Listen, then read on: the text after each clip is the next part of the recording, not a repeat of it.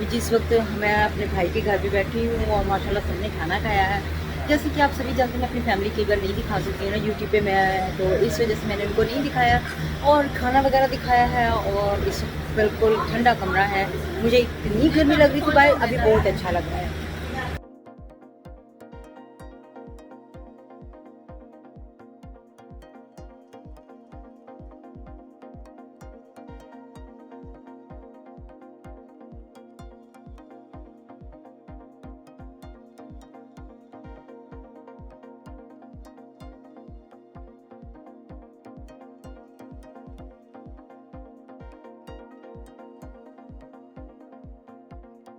I hope कि आपको आज की वीडियो अच्छी लगी होगी। उम्मीद है कि आप ज़रूर अगले मेरे जो वीडियोज़ हैं वो भी जो पास्ट में हैं वो भी देखेंगे और आने वाले भी ज़रूर देखेंगे।